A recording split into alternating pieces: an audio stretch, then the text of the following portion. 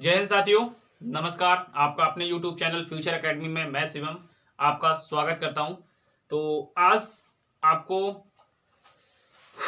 आज मैं आपको पढ़ाने वाला हूं क्या, जो सीटेट के एग्जाम चल रहे हैं। इसमें प्रेजेंट टाइम में सीटेट के एग्जाम चल रहे हैं, तो सीटेट के एग्जाम से रिलेटेड जो भी क्वेश्चन होंगे आज लगभग 60 के अप्रोक्सीमेटली क्वेश्चन है। लगभग 60 क्वेश्चन मैं आपको एक वन बाय वन करके सॉल्व कराऊंगा। जो भी क्वेश्चन पूछे जा रहे हैं उनसे रिलेटेड क्वेश्चन कराऊंगा। जो भी पूछे जा रहे हैं इनकी पीडीएफ कहाँ मिलेगी, जो मैं आपको पढ़ा रहा हूँ उसकी पीडीएफ कहाँ मिलेगी, वो भी मैं आपको इस वीडियो में बाकायदा सब कुछ बताने वाला हूँ। तो वीडियो को पूरा वॉच करना, और जो भी जिनका भी एग्जाम हो चुका है या जिनका एग्जाम होने वाला है वो इस वीडियो को निश्चित 100% देख के जाना। और इससे यदि आपको प्रॉफिट ना हो तो आप मेरे वापसी में आना। तो उसके बाद जैसे ही आप एग्जाम हॉल से निकलना तो उसके बाद आप मेरे में कुछ भी गलत कमेंट आप कर सकते हो। मेरा कमेंट जो है वो कमेंट सेशन ऑल टाइम जो है ओपन रहता है।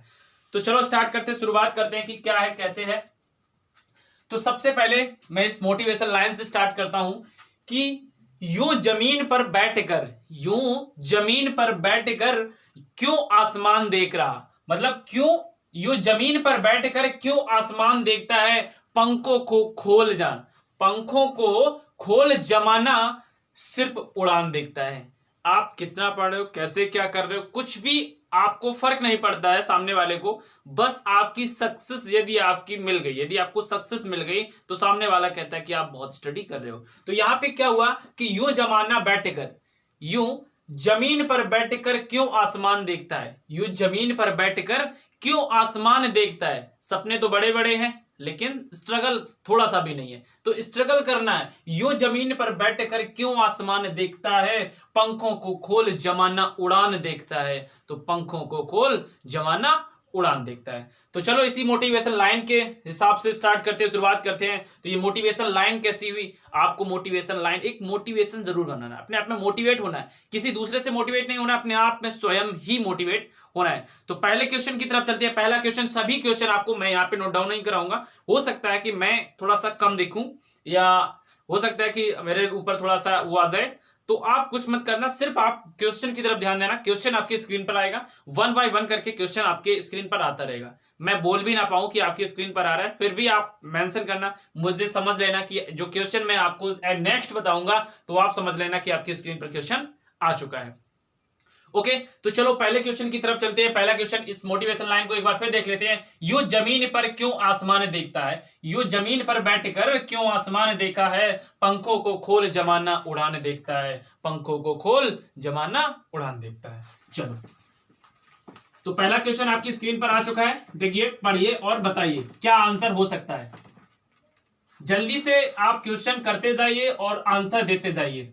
तो जिनका भी एग्जाम अभी हुआ नहीं है, सीटेट का हो, यूपी टेट का हो, कोई भी एग्जाम हो, जिनका भी एग्जाम अभी हुआ नहीं है तो वो इस क्वेश्चन को 100% देख के जाएंगे। तो क्वेश्चन क्या है, क्वेश्चन मैं अभी आपको पढ़ के दिखा रहा हूं। तो क्वेश्चन कह रहा है कि कक्षा 3 के छात्र ने 16 लिखा है। कक्षा 3 के छात्र ने 16 इंटू 25 क्या लिखा है, 16 इंटू 25 क्या लिखा है, 16 इंटू 25 का गुणन इस प्रकार किया है। का गुणन जो है वो इस प्रकार किया है, उसमें गुणन करके दिखाया 16 इंटू 25। उसके बाद यहाँ पे दिखाया 8 2 इंटू 5 इंटू 5, ये उसको कराया, ये करके दिखाया। फिर उसके बाद आपको 4 ऑप्शन मिले हैं। क्या आपको 4 ऑप्शन मिले। 4 ऑप्शन में से आपको बताना है कि ये क्या है। ये एग्जाम में 100% पूछा जाएगा और पूछा जाता है। ये नहीं कह रहा हूं कि पूछा जाएगा, पूछा जाता है और डेली पूछा जा रहा है सीटेट में, आपने देखा होगा। तो ये बताना ये कौन सा नियम है। आपको 4 ऑप्शन दिए हैं, 4 ऑप्शन में से आपको बताना है 4 ऑप्शन में से कौन सा है। देखो, पहला ऑप्शन यहाँ पे दिया है सहचर्य सिद्धांत। यहाँ पे देख पा रहे, मैं माउस लिया हूं तो माउस सामने रखा है लैपटॉप, उससे मैं थोड़ा सा क्वेश्चन को पढ़ने की कोशिश कर रहा हूं, क्योंकि इसकी पीडीएफ जो है, पीडीएफ तो वैसे तो बना ली है बट स्कैन करके नहीं निकलवाई थी।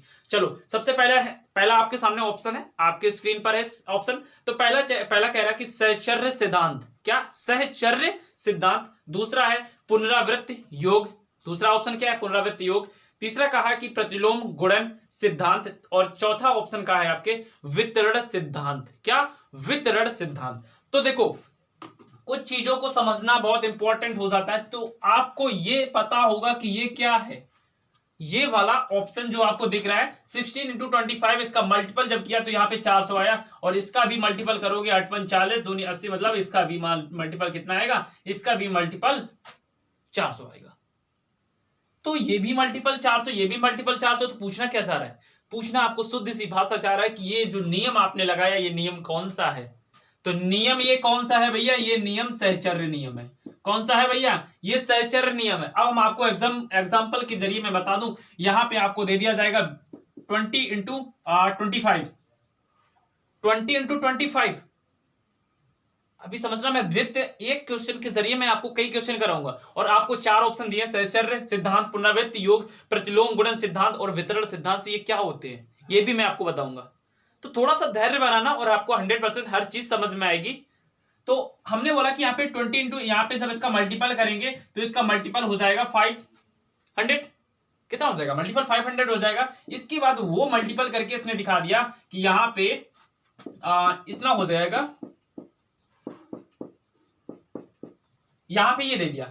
अब वो पूछेगा कि ये क्या है, ये पूछेगा कि 552 ये मल्टीपल करके दिखा दे, तो इसका भी मल्टीपल करोगे तब भी इसका मल्टीपल कितना आएगा, 500 आएगा।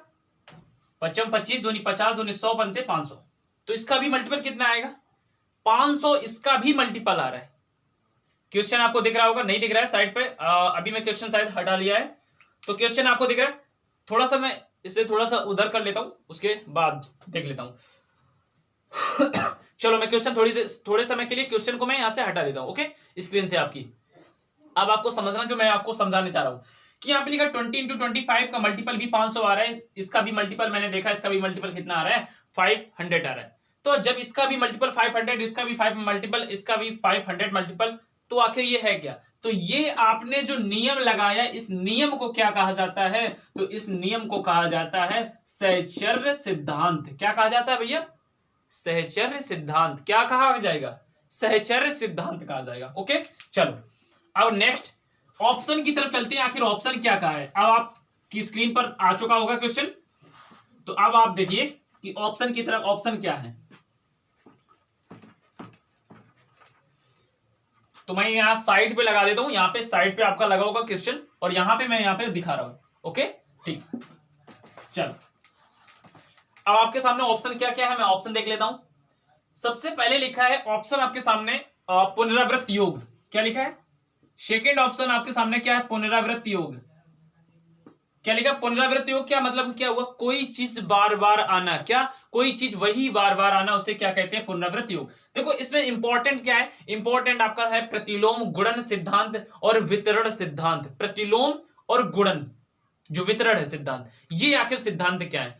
तो हम अगर बात करें थर्ड वाले ऑप्शन की, कि थर्ड वाला ऑप्शन क्या है, तो थर्ड वाला ऑप्शन आपको दिख रहा है कि प्रतिलोम गुणन सिद्धांत। अब ये प्रति और लोम मतलब एक्स का यदि प्रतिलोम पूछे तो आप क्या बता दोगे, जस्ट बता दो कि 1/x होगा। प्रतिलोम का उल्टा, प्रतिलोम का मतलब ही उल्टा होता है। क्या, प्रतिलोम का मतलब ही उल्टा होता है। तो अब आपको भिन्न मिल जाएगी 3/5 और 6/7। इसमें से कुछ भी ऐसे पूछ ले तो आपको क्या लगाना है कि ये कौन सी भिन्न है, ये प्रतिलोम भिन्न है। ये कौन सी है, ये प्रतिलोम गुणन सिद्धांत का नियम है। कौन सा, प्रतिलोम गुणन सिद्धांत का नियम। ओके अगला पूछेगा आपसे, अगला आपके सामने दिया कि वितरण। वितरण मीन्स क्या होता है, वितरण मीन्स क्या होता है, वितरण करना, कोई चीज बांटना, डिवाइड करना। मान लो हमने एग्जांपल में आपको दे दिया हमने दे दिया 35 रुपए आपको बांटना है, डिवाइड करना है। तो अब छोटे से छोटे में 2 को बांट दो, 3 को बांट दो, कितने भी बांट दो। तो यहाँ पे हमने जब 35 को बांटा तो यहाँ पे आप 1 को 7 दे दोगे, 1 को 7 दे दोगे, 1 को 7 दे दोगे, 1 को 7 दे दोगे, 1 को 7 दे दोगे, तो 7 7 7 7 करके आपने क्या किया, सबको डिवाइड कर दिया, 5 लोगों को डिवाइड कर दिया, 5 लोगों को डिवाइड कर दिया 7 7 करके। तो ये आपने कौन सा नियम लगाया भैया, ये आपने कौन सा नियम लगाया भैया, प्लस बीच में आया है। क्या आया, प्लस बीच में आया, तो भैया कौन सा नियम लगा दिया आपने, वितरण नियम लगा दिया। कौन सा लगा दिया, तो वितरण नियम आपका ये काम करेगा। ओके चलो तो ये नोट डाउन करते जाना। और अब मैं सेकंड क्वेश्चन की तरफ चलता हूं। सेकंड क्वेश्चन क्या कह रहा है? सेकंड क्वेश्चन आपकी स्क्रीन पर है। सेकंड क्वेश्चन जो है, हाँ सेकंड क्वेश्चन कह रहा है कि किसी वर्ग का परिमाप, देखना सेकंड क्वेश्चन कह रहा है कि किसी वर्ग का परिमाप 20 सेंटीमीटर है, एक आयतन की चौड़ाई इस वर्ग की चौड़ाई के बराबर है और लंबाई इसकी चौड़ाई की दुगनी है, आयत का क्षेत्रफल और वर्ग सेंटीमीटर में होगा। क्या बोला है कि आयत का क्षेत्रफल वर्ग सेंटीमीटर में होगा। ये आपसे जस्ट पूछ लिया है, तो आपको बताना है कि इसका आंसर क्या होगा। जल्दी से बताइए। लिखा है किसी वर्ग का परिमाप 20 सेंटीमीटर है, एक आयतन की चौड़ाई इस वर्ग की चौड़ाई के बराबर है और लंबाई इसकी चौड़ाई की दोगुनी है, आयतन का क्षेत्रफल वर्ग सेंटीमीटर में क्या होगा। तो बताइए अब आपसे क्या पूछा है। 1 मिनट।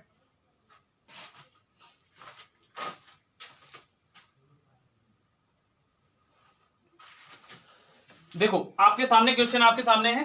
तो क्वेश्चन क्या है, आपसे कह रहे हैं किसी वर्ग का परिमाप जो है, किसी वर्ग का परिमाप 20 सेंटीमीटर है, एक आयत की चौड़ाई क्या है, एक आयत की चौड़ाई इस वर्ग की चौड़ाई के बराबर है और लंबाई इसकी चौड़ाई की दोगुनी, आयत का वर्ग जो है, आयत का क्षेत्रफल पूछा है।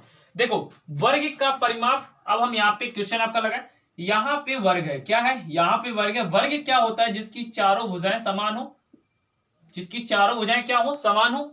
यदि ये x तो ये भी x, तो ये भी x, तो ये भी x।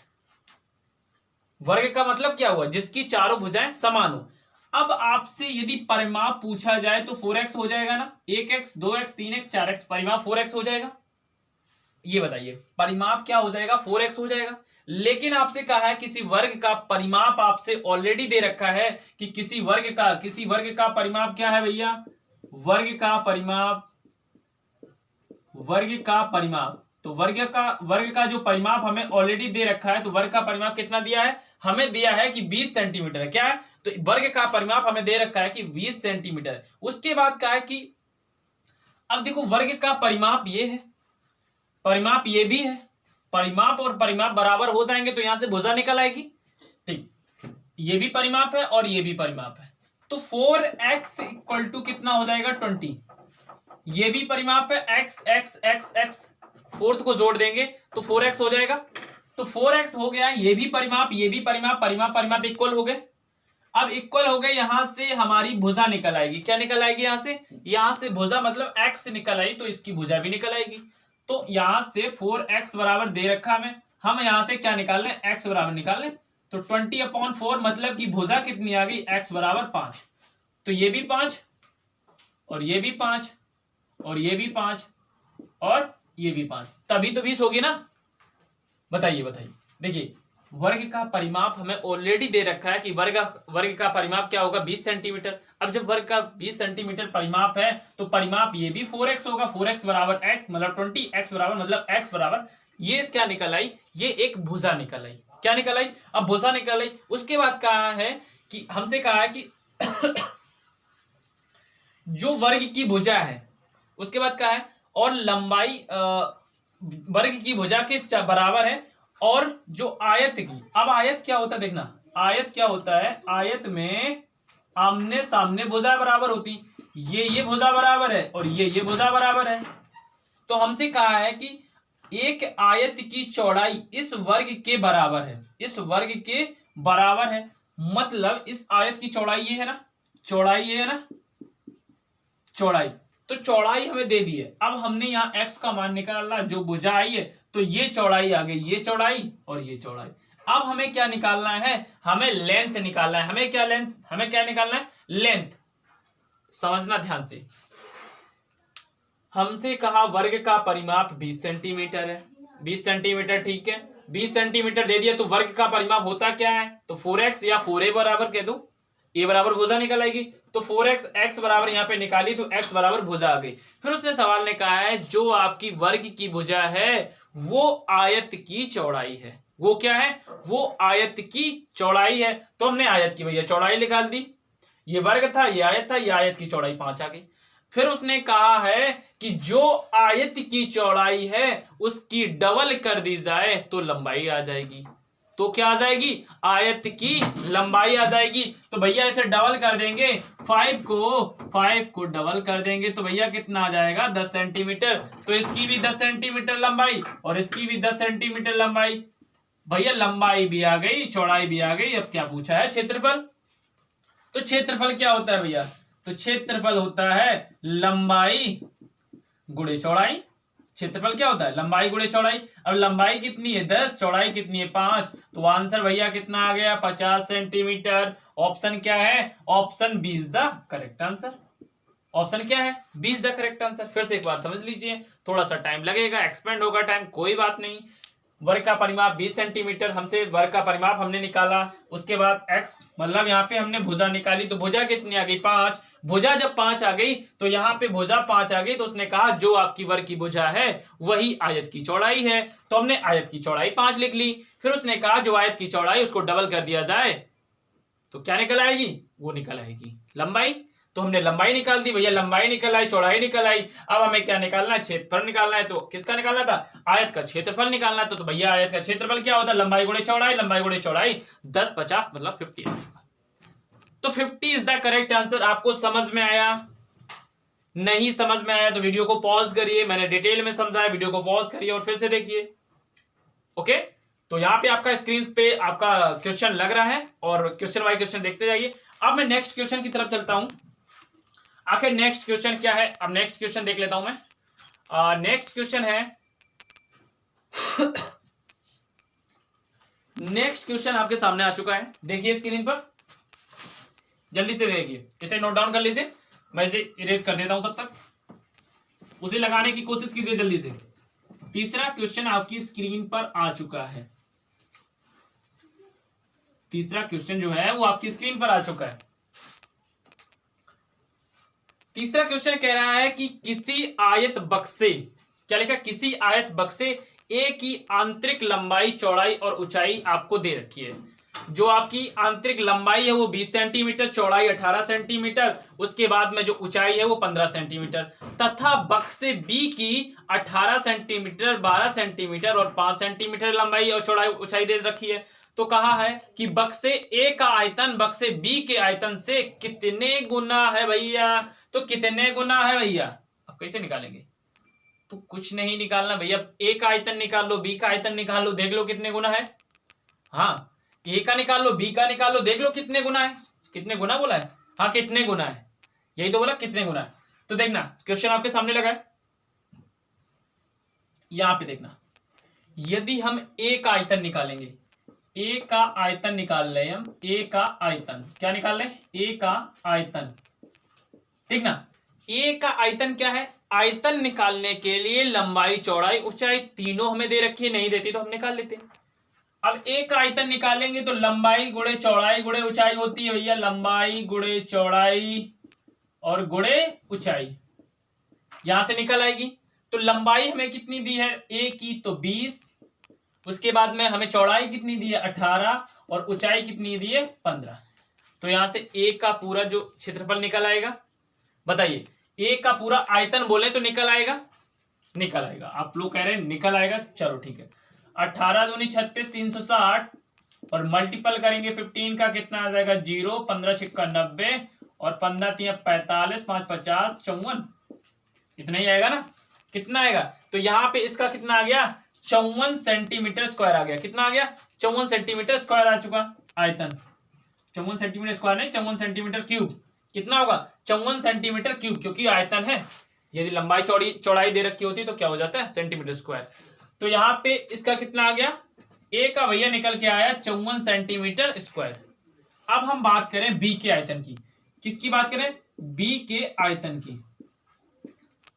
अब बी के आयतन की बात करें तो आयतन भैया इसमें भी लंबाई चौड़ाई ऊंचाई लगेगी, हाँ भैया लगेगी, क्यों नहीं, तो लंबाई चौड़ाई ऊंचाई लगेगी, तो इसमें भी लगा दें। अब बी का हमें क्या दे रखा है थोड़ा सा, तो बी का क्या दे रखा है, बी का कहा है कि बी की जो लंबाई मतलब है जो 18 सेंटीमीटर, चौड़ाई 12 सेंटीमीटर, ऊंचाई 5 सेंटीमीटर। तो लंबाई कितनी है 18 और उसके बाद में चौड़ाई कितनी है 12 और ऊंचाई कितनी है 5, समझ रहे।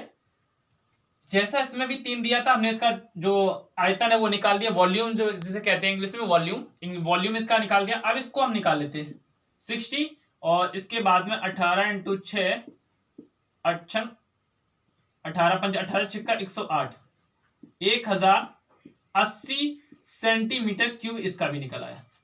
ए का भी आयतन निकल आया, बी का भी आयतन निकल आया। अब भैया कितने गुना है, क्या बोला है कि कौन कितने गुना है? ए का आयतन बक्से बी के आयतन का कितना गुना है। तो हम ए और बी का रेशियो निकाल लें, या तो हम सीधे सीधे देख लें ये कितने गुना है। कितने गुना है? 180 5400 का कितने गुना है, यही तो निकालना है। जल्दी से बताइए, जल्दी से बताइए, जल्दी से। सही है, ठीक है। तो यहां से सबसे पहले एक तो हमारे पास ऑप्शन है हम रेशियो निकाल लें, एक तो डायरेक्टली इसका देख लें कितने मल्टीपल कौन सा ज्यादा है कौन सा मल्टीपल ज्यादा नहीं है। ये 1000 है, ये कितना है 5400 है। ये 1080 है, ये 5400 है। तो भैया 1000 5400 यहां पे लिख दें। हाँ लिख दो भैया, यहां पे क्या लिख दें 1080। देख ले कौन कितने गुना है, इनका रेशियो निकाल लेंगे पता चल जाएगा। नहीं कहते ए की आय बी की आय से 2 गुनी है तो 2:1 कर लेते हैं। उसी प्रकार से यहां पे निकालेंगे तो कितना आ जाएगा 108 18 108 देख लेते 5 हाँ 5 कितना आ जाएगा, ये 5:1 आ जाएगा। 108 में 5 का मल्टीपल करेंगे 500 840, ठीक 540 हो गया। अब ये कितने गुना है भैया, ये 1 है ये 5 है, तो कितने गुना है? राइट आंसर क्या हो जाएगा 5 गुना है। क्या है 5 गुना है। कितने गुना है 5 गुना है। समझ में आया? थोड़ा सा टाइम लग सकता है, मैं जल्दी जल्दी इस वजह से नहीं बता रहा क्योंकि आपको समझ में आना चाहिए। हमने बोला एक आयतन क्या है, तो लंबाई चौड़ाई ऊंचाई रख ली, इसके हमने क्यूब निकाला, वॉल्यूम निकाल दिया 5400 आ गया। इसके बाद हमने बी का निकाला, लंबाई चौड़ाई ऊंचाई, इसका भी वॉल्यूम निकाल दिया तो 1080 निकल के आया। जब हमने इसका रेशियो निकाला, रेशियो न निकाल के इसका मल्टीपल देख ले तब भी 5 गुना है। इसको 5 बार मल्टीपल करेंगे तब 5400 आएगा, तो वहां भी 5 गुना, लगभग बराबर लगा सकते थे। ठीक, तो ये क्वेश्चन हो चुका। अब नेक्स्ट क्वेश्चन की तरफ चलते, तब तक ये नोट डाउन कर लीजिए आप। अब नेक्स्ट क्वेश्चन आपकी स्क्रीन पर ये रहा। नेक्स्ट क्वेश्चन जो है वो आपकी स्क्रीन पर ये रहा, सामने आपकी क्वेश्चन है, आप देखिए और इसे लगाने की कोशिश करिए। ओके, जल्दी से करिए। चलो मैं इसे इरेज कर देता हूं और नोट डाउन कर लिया होगा। ठीक,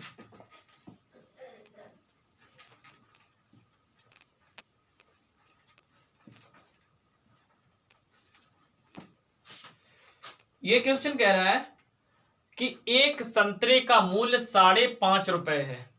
एक संतरे का मूल्य क्या है, जैसा बोलेगा वैसा हम करते जाएंगे। एक संतरे का मूल्य, एक संतरे का मूल्य, एक संतरे का मूल्य कितना है भैया? एक संतरे का मूल्य 5.5 रुपए है। क्या 5.5 रुपए है। उसके बाद कहा तथा 1 किलोग्राम सेब का मूल्य क्या है 80 रुपए है।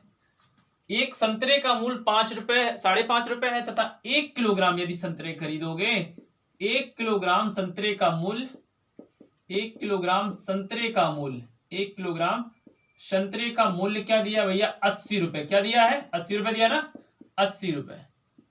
यदि आप 1 किलो खरीदोगे तो आपको 80 रुपए देने पड़ेंगे। यदि आप एक संतरा लेना है तुम्हें तो 5.5 रुपए देने पड़ेंगे। तो कहा है तो 1.5 दर्जन संतरे तथा एक 1.5 दर्जन संतरे तथा 1 और 3/3 किलोग्राम सेब का मूल्य कितना होगा। देखो हमसे कहा सबसे पहले हमें क्या करना है, जो चीज कह रहा है हम वो निकालते जाएंगे। देखो एक संतरे का मूल्य इतना है, 1.5 दर्जन का मतलब क्या हुआ, एक दर्जन में 12 चीजें। एक दर्जन कोई चीज होती है तो दर्जन लेते हैं तो 12 होती है, और 1.5 दर्जन कह दिए तो 12 का आधा 6 मतलब 18 हुआ ना। तो अब हमें क्या करना है, सबसे पहले 1.5 दर्जन का निकालना है मूल्य। 1.5 दर्जन में आखिर हमने पैसे उसे कितने दिए, 1.5 दर्जन में हमने पैसे कितने दिए, तो 5.5 क्या हो गया 5.5 इंटू, अब 1 दर्जन बराबर क्या होता है, 1 दर्जन क्या होता है, 1 दर्जन बराबर 12 चीजें होती हैं। अब हमसे 1.5 कहा है तो इसमें +6 जोड़ देंगे तो टोटल कितनी होगी 18। अब इसका मूल्य निकालें, हमने ये पहले कितना अदा किया है, तो 18 पंचे 90 और 18 पंचे 90 और 99 पॉइंट यहां लगाएंगे। तो हमने उसके लिए कितना रुपए दिया भैया, हमने उसके लिए 99 रुपए का, जो 99 रुपए है 1.5 दर्जन के लिए हमने अदा कर दिए। फिर उसके बाद अगली लाइन में वो कह रहा है कि 1.5 दर्जन अदा करने, उसके बाद कह रहा है कि तथा 1 और 3/3 किलोग्राम सेब का मूल्य कितना होगा। 1 और 3/3 मतलब क्या हुआ, एक मतलब 1 किलो तो सीधा सीधा है भैया, 1 किलो तो सीधा सीधा मूल्य है, प्लस 3/4 कह रहा है, उसके बाद 3/4 किलोग्राम भी आपने लिया, तो मूल्य तो भैया 80 रुपए लगेगा। 1 किलोग्राम लोगे तब भी, या 100 ग्राम लोगो मतलब लेना है, या 200 ग्राम 250 ग्राम कुछ भी लेना है, तो आपको मूल्य तो 80 रुपए देना है। यदि हम इसे काउंट करें 1 किलोग्राम 80 रुपए, कितना 1 किलोग्राम 80, तो 1 में 80 मतलब आपने यहाँ पे और कितने रुपए अदा कर दिए, 80 रुपए और दे दिए, दिए कि नहीं, 1 किलोग्राम के 80 रुपए आपने दे दिए। फिर आपको 3/4 किलोग्राम संतरे खरीदने थे, 3/4, तो ये भी आपको 80 के रेट पड़ेंगे, तो यहाँ 4 दूनी 8 और 3 दूनी 6, तो यहाँ पे और भी कितने देने पड़ेंगे, 60 रुपए आपको ये देने पड़ेंगे। देखना 1 किलोग्राम के लिए आपको ये और 60 रुपए आपको ये देने पड़ेंगे, तो टोटली आपका अमाउंट हो कितना जाता है, 99 रुपए आपके पहले थे जो आपने 1.5 दर्जन लिए, उसके बाद 1 किलोग्राम लिए, उसके 80 रुपए पड़ेंगे, 3/4 आप लोगे तो 60 रुपए पड़ेंगे। अब टोटल आपको काउंट करना है, ये 99 रुपए प्लस 80 रुपए और प्लस 60 रुपए। अब टोटल अमाउंट कितना हो जाता है, तो हम यहां से काउंट कर लेते हैं कि आपने टोटल अमाउंट कितना दिया उसे। आपने दर्जन में भी खरीदा, उसके बाद किलोग्राम में भी खरीदा, उसका किलोग्राम का भी ग्राम में खरीदा, तो हम यहां से काउंट करते हैं, यहाँ पे 9 हो जाएगा और 9 6 15 5 20 3 23, तो 239 रुपए आपने उसे दिए। जहां से अपने जो सेव संतरे खरीदे जो भी है, तो आपको वहां पे कितने रुपए देने पड़ेंगे, आपको वहां पे 239 मतलब 239 रुपए अदा करने पड़ेंगे। तो फिर से समझ लिए, एक संतरे का मूल्य 5.5 रुपए है, यदि आप एक संतरा लोगे तो आपको 5.5 रुपए देने पड़ेंगे। फिर उसके बाद 1 किलोग्राम, यदि आप पूरा 1 किलोग्राम संतरे खरीदोगे तो आपको 80 रुपए देने पड़ेंगे। उसके बाद कहा है कि एक दर्जन में कितना होता है, एक दर्जन में 12, तो आधा दर्जन और इंक्लूड कर लो, मतलब 12 का आधा 6 मतलब 18 हो गया। तो उसने कहा है कि आपने कितने दर्जन, 1.5 दर्जन खरीदे, तो 1.5 दर्जन का मतलब आपने 18 सेव 18 संतरे खरीदे, वो भी कितने के रेट से, 5.5 के रेट से, तो टोटली अमाउंट कितना हो गया, 99 रुपए आपने वो दे दिए। फिर उसके बाद कहा कि आपने 1 किलो प्लस 3/4, तो 1 किलो का 80 रुपए लगता है, तो 80 रुपए आपने ये दे दिए, और 3/4 का 80 में जब गुणा करेंगे मतलब 80 रुपए चली रहे, 3 किलोग्राम 3/4 चौथाई खरीदा आपने, तो यहाँ पे 60 रुपए ये देने पड़े। टोटली अमाउंट जोड़ लिया तो 239 रुपए आपने, जहां से आपने सेव खरीदे या संतरे खरीदे, तो आपने 239 रुपए उसे दिए। आपको क्या मिला, 1.5 दर्जन आपको संतरे मिले वो, और 1 किलो संतरे और प्लस 3/4 संतरे आपको वो मिले। ओके, तो इस चीज को समझे। अब नेक्स्ट क्वेश्चन की तरफ चलते हैं, आप यहाँ पे देख लीजिए और नोट डाउन करते जाइए। चलो अगले क्वेश्चन की तरफ चलते हैं। अगला क्वेश्चन आपकी स्क्रीन पर है। अगला क्वेश्चन कह रहा है, अब ये क्वेश्चन थोड़ा सा इधर लगेगा और हम ऊपर लगाने की कोशिश करेंगे, क्योंकि यहाँ पे शायद मेरे हिसाब से आ नहीं रहा होगा, इधर कवर नहीं हो रहा, छोटा छोटा दिख रहा होगा, तो मेंटेन करिए, मेंशन, और कोशिश कर रहा हूं कि हो जाए जल्दी से, और इस क्वेश्चन को नोट डाउन कर लेना। चलो अगला क्वेश्चन है आपकी स्क्रीन पर। अगला क्वेश्चन क्या कह रहा है, स्थानीय मान का गुणनफल पूछा है। स्थानीय मान का क्या पूछा है, गुणनफल पूछा है, तो गुणनफल कैसे निकालेंगे ये भी आपको बताना है। जल्दी से बताइए इसका आंसर क्या हो जाएगा।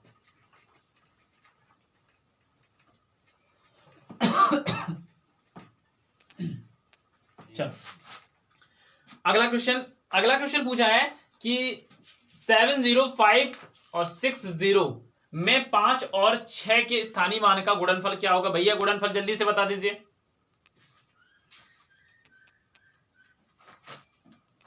क्या होगा, बताइए बताइए जल्दी से बताइए। तो यहां से आपसे पूछा है कि क्वेश्चन आपके सामने लिखा है, क्वेश्चन आपको दिख रहा होगा, थोड़ा नीचे लिखा है, यहां पे लिखा है 560 में 5 व 6 का स्थानीय मान क्या पूछा है, 5 व 6 का स्थानीय मान निकालिए और गुणनखंड करिए। तो गुणनफल मतलब क्या हुआ कि उनका जो भी स्थानीय मान निकालिए फिर उसका गुणा करिए। तो सबसे पहले हम 5 का यदि निकालेंगे स्थानीय मान तो 5 आ जाएगा, इसके आगे संख्याएं देखेंगे 1 2 2 0 रख लेंगे। उसके बाद यदि हम 6 का स्थानीय मान निकालेंगे तो 6 रख लेंगे, इसके आगे 1 0 तो 1 एक संख्या है, जो भी संख्या होती है उसे हम एक 0 के काउंट में कर लेते हैं। 6 के आगे एक संख्या कोई थी 0 थी, वो हमने 0 रख लिया। 5 के आगे 2 संख्याएं थी 1 2 तो 2 0 रख लिए। अब पूछा है कि इसका गुणनफल क्या होगा, तो भैया 500 का 60 में मल्टीपल कर दीजिए, जो भी आ जाए वो आंसर। 3 जीरो तो ऑलरेडी पहले से ही थे, और 6 का 5 में गुणा करेंगे तब भी 30 हो जाएगा।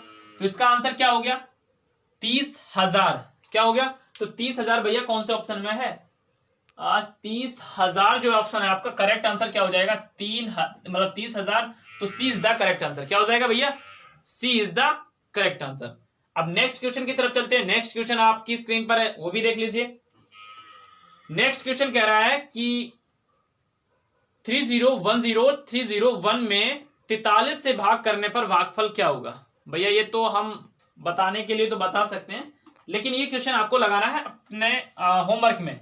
क्या लिखा है, अगला क्वेश्चन कह रहा है कि 3010 में 43 का भाग करना है। भैया 43 का भाग करना है, जो भी शेषफल बच जाए।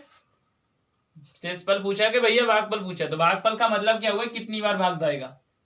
जैसे एग्जांपल के तौर पे आपसे पूछा है कि 20 में 3 का भाग देना है और भागफल बताना है, तो 3 में कितनी बार जाएगा, 8 बार जाएगा, सॉरी 18 6 बार जाएगा। तो 6 इज द करेक्ट आंसर हो जाएगा कि नहीं, इसका 6 करेक्ट आंसर हो जाएगा। तो इस प्रकार से आप इस क्वेश्चन को घर पे करिए और अभी करके मुझे कमेंट बताइए कि इसका आंसर क्या होगा। ये आपको कमेंट बॉक्स में बताना है, ये आपको कमेंट बॉक्स में बताना है कि इसका आंसर क्या होगा। 3010 और 301 में आपको 43 का भाग देना है, उसके बाद भागफल बताना है।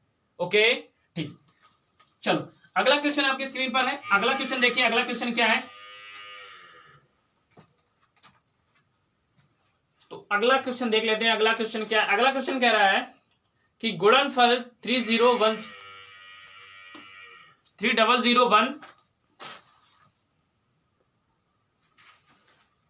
अगला क्वेश्चन आपसे कह रहा है कि गुणनफल 30 क्या कह रहा है, देखना आपकी स्क्रीन पर है क्वेश्चन और आपको बताना है। तो ये सवाल कह रहा है कि भैया क्या है कि आपको क्या करना है कि गुणनफल आपको दे रखा है 3001 इंटू 101 में क्या घटाया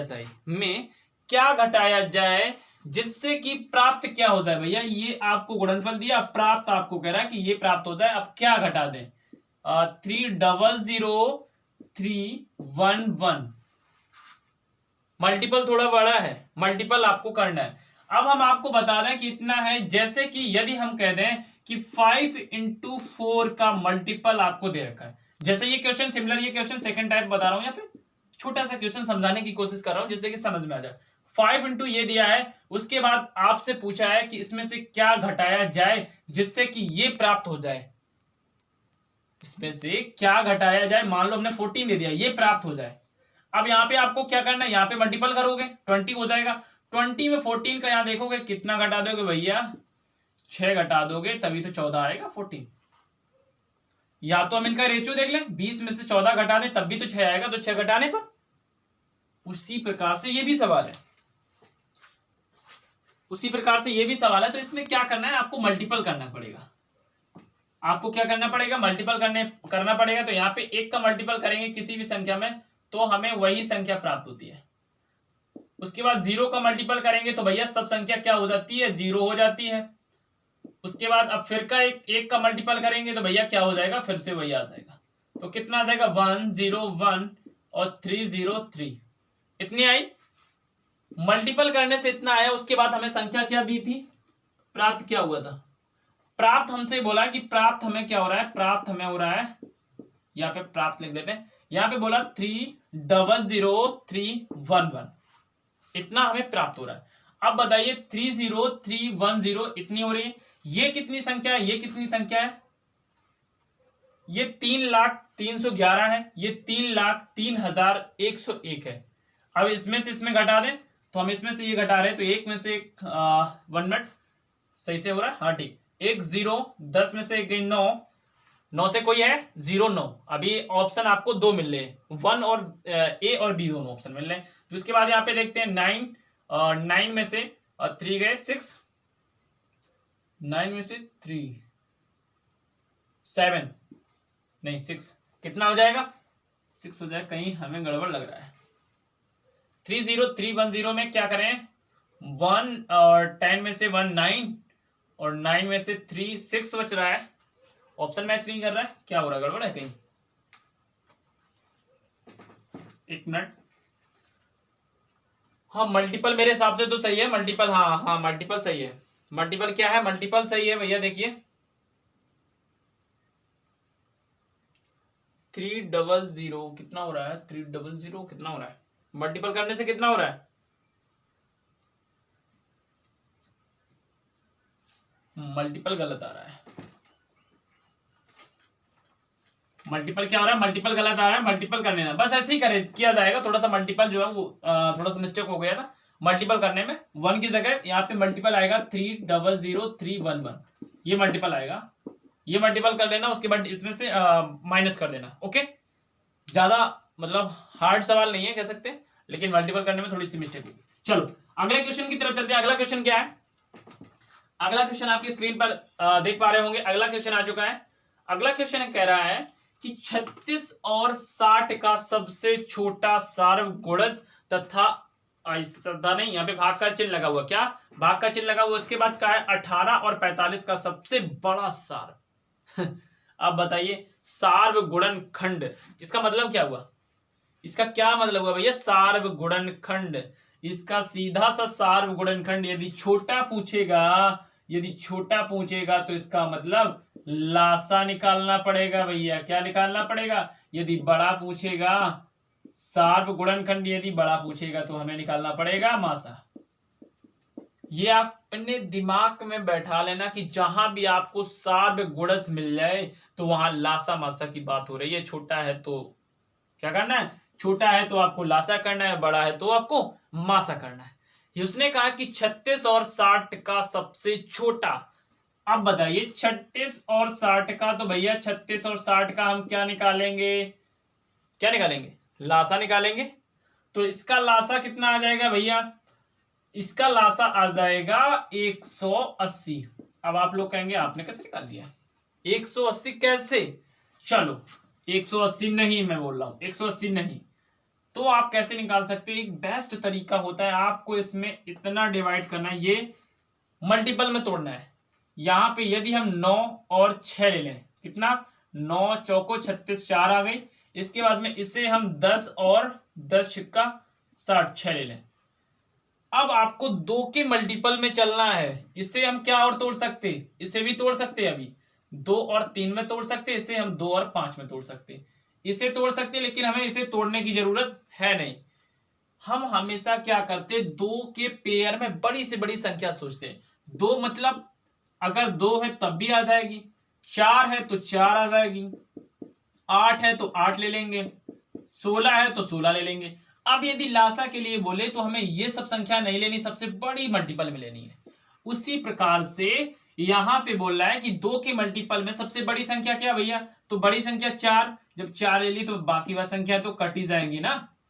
4 के अंदर 2 भी है, ये भी 2 है 4 के अंदर, है कि नहीं। उसके बाद अब हम 4 के बाद किस में चलते हैं, अब 3 के मल्टीपल में, भैया ये 3 के मल्टीपल में सबसे बड़ी संख्या क्या, तो 9, अब ये 3 भी कट गया। अब हम चलते हैं, उसके बाद कौन सी संख्या बचती है, 5, तो 5 में भी चलते हैं। अब हम देख लो 5 चौको 20, 9 दूनी 18, तो इसका लासा कितना 180, कितना आ गया 180। अब हमसे पूछा है, उसके बाद दूसरी बात कही है, दूसरे नंबर पे क्या कहा उसने, दूसरे नंबर क्या है 18 और 45 का, क्या कहा है 18 और 45 का। अब 18 और 45 का क्या निकालना है, हमें निकालना है मासा। क्या निकालना है, मासा। मासा मतलब बोला था सबसे बड़ा मासा। तो 18 और 45 का क्या हो जाएगा मासा, जल्दी से बताइए। 18 और 45 का मासा हो जाएगा 9, कितना होगा 9 होगा ना, मासा तो निकालना होगा। अब आपको क्या करना है, बस इसमें से कहा है भाग का चिन्ह लगा हुआ है, तो मतलब इससे डिवाइड करना है ना, इसे 9 से डिवाइड कर देंगे तो आंसर कितना हो जाएगा, 9 दूनी 18, मतलब 20 द करेक्ट आंसर। क्या हो जाएगा, बी, मतलब A is the correct answer, 20 right answer. समझ में आया। तो देखो जहां सार्वगुणज का मिल जाए, सार्वगुणज मिल जाए, वहां आप समझ लेना कि सार्वगुणज का मतलब क्या है। समझ में आ रहा है। ये आपकी सीटेट के लगभग क्वेश्चन, अभी मैं लगभग 100-200 और क्वेश्चन कराऊंगा, जिससे कि आपको परफेक्ट हो जाएगा। जिस प्रकार के क्वेश्चन पूछे जा रहे हैं वो भी मैं क्वेश्चन कराऊंगा। तो यहाँ पे आपको समझ में आया, जैसा मैंने समझाया कि छोटा पूछेगा, छोटा सार्वगुणज तो आपको लासा करना पड़ेगा, बड़ा सार्वगुणज पूछेगा तो आपको मासा करना पड़ेगा। ये लासा मासा का ही बना है, छोटे से छोटी संख्या बताइए, बड़ी से बड़ी संख्या बताइए, वही का ये सब है। ओके, चलो अब नेक्स्ट क्वेश्चन की तरफ चलते हैं। अब नेक्स्ट क्वेश्चन मैं आपकी स्क्रीन पर पहले लगा देता हूं। तो नेक्स्ट क्वेश्चन आपकी स्क्रीन पर ये रहा, जल्दी से लगाइए और जल्दी से लगाने की कोशिश करिए और आंसर बताइए। इसका आंसर क्या होगा बताइए।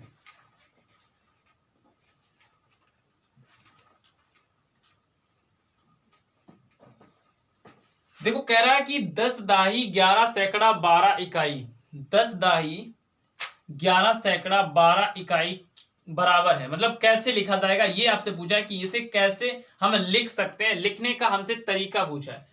देखो सवाल लगाने के कई तरीका है। 10 बोला है, 10 क्या बोला, 10 दाही, दाही में बताओ, दाही, दाही में 1 और 0 तो लिखा जाता दाही, तो हम इसमें मल्टीपल कर दे तो दाही आ गया कितना भैया 100, कितना आ गया 100, 10 दाही 10 और दाही मल्टीपल निकाल लिया। उसके बाद प्लस लगाया ना, इस वजह से प्लस, अब प्लस भी लगाएंगे आगे। उसके बाद कहा 11 सैकड़ा, अब 11 लिख दिया, सैकड़ा का मतलब 100, इसको मल्टीपल करेंगे तो कितना आ जाएगा भैया 1100 आ जाएगा, कितना आ जाएगा भैया 1100।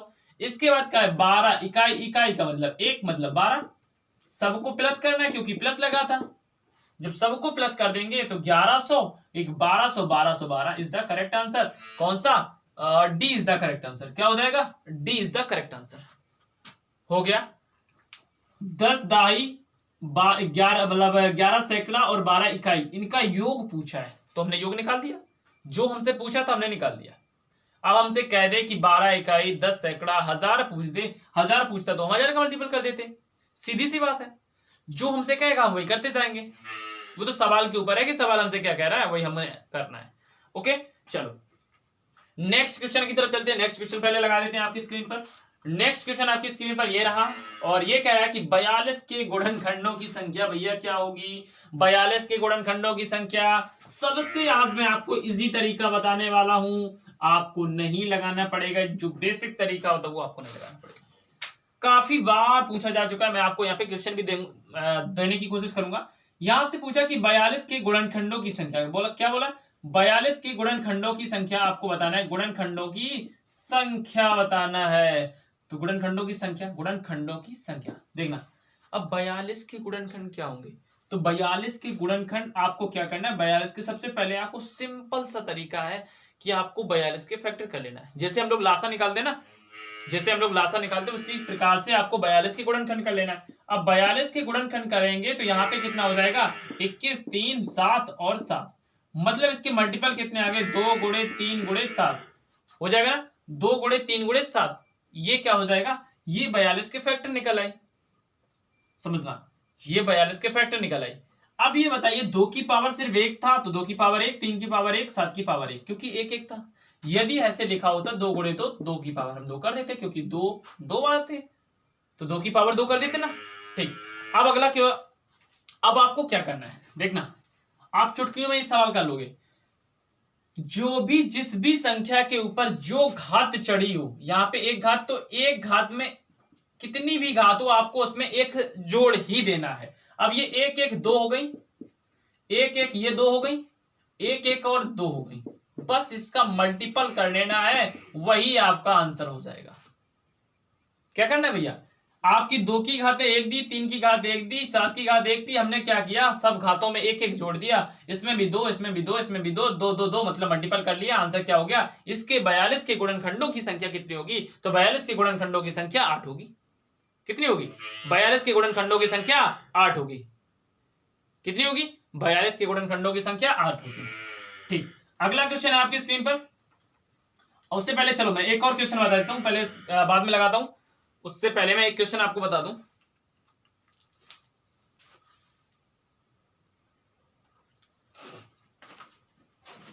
तो देखो अगला क्वेश्चन क्या है, आपकी स्क्रीन पर आ चुका है। अगला क्वेश्चन कह रहा है कि 3488 को 12 से भाग प्राप्त जो है शेषफल तथा 2478 को 11 से भाग करने पर जो शेषफल बचता है उसका अंतर क्या है। तो देखो थोड़ा सा फास्टली कराऊंगा क्योंकि काफी क्वेश्चन भी कराने हैं और काफी क्वेश्चन इसमें कराएंगे तो काफी टाइम लग जाए सॉरी काफी टाइम लग जाएगा, तो मैं जल्दी से जल्दी कराने की कोशिश करूंगा, थोड़ा सा फास्टली करूंगा। यदि आपको ना समझ में आए तो आप वीडियो को पॉज करके देख लीजिए।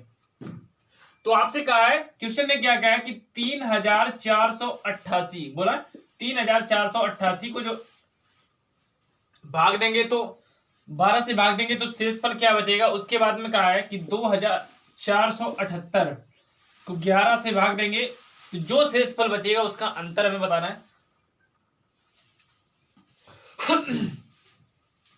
तो 12 से भाग देना है इसे, तो 12 से भाग देंगे, 12 दूनी 24, उसके बाद 12 दूनी 24 और यहाँ बचेंगे कितनी 24, 6 4 10, 12 निम्मा 108, उसके बाद कितना बचेगा। यदि आपको ऐसा नहीं समझ में आ रहा, चलो मैं ऐसे करके दिखा देता हूँ। आप कहेंगे ये क्या कर रहे हो, आप ऐसे कर लो, 12 का भाग क्या करो 3488 में भाग दे दो, उसके बाद 11 का भाग जो है वो 2478 में भाग दे दो। जो आपका यहां शेषफल बचे वही आपका क्या हो जाएगा, वही आपका आंसर हो जाएगा। तो जल्दी से दीजिए, इसमें हम जब आंसर देंगे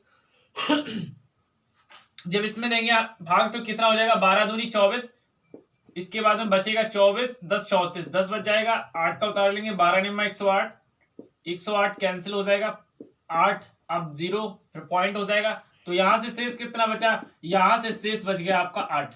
इसके बाद इसको भाग देंगे तो 11 दूनी 22, 2, इसके बाद 7, 11 दूनी 22, तो 22 और 5, उसके बाद में 58, 11 बचे 55, तो यहां से कितना बचेगा 55, यहां से 3 शेष, इनके बीच का अंतर बोला है। तो 8 और 3 ये भी शेष और ये भी शेष, तो इनके बीच का अंतर क्या हो जाएगा, 8 में से 3 मतलब 5 का। तो 5 किस में ऑप्शन था, 5 is the A, option A is the correct answer. 5 किस में था, तो 5 जो था वो आपके ए पार्ट में था, कुछ क्वेश्चन में नहीं था, सिंपल सा सवाल था। अगला क्वेश्चन चलते हैं, अगला क्वेश्चन देख लेते हैं।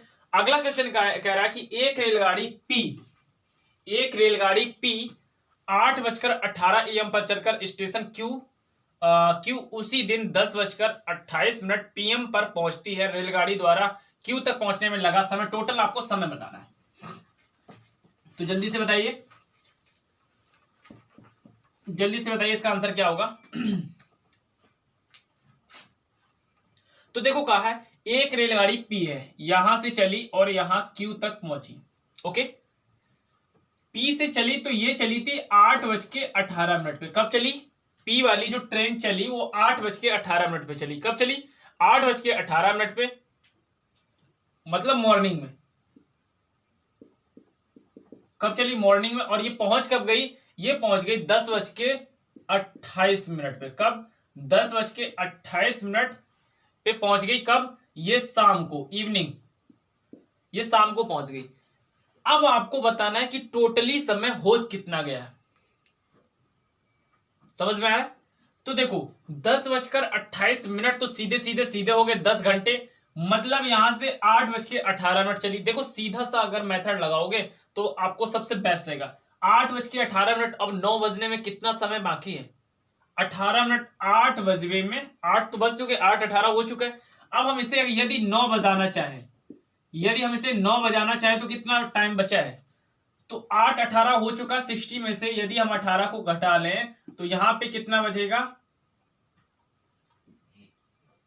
42 मिनट बचेंगे।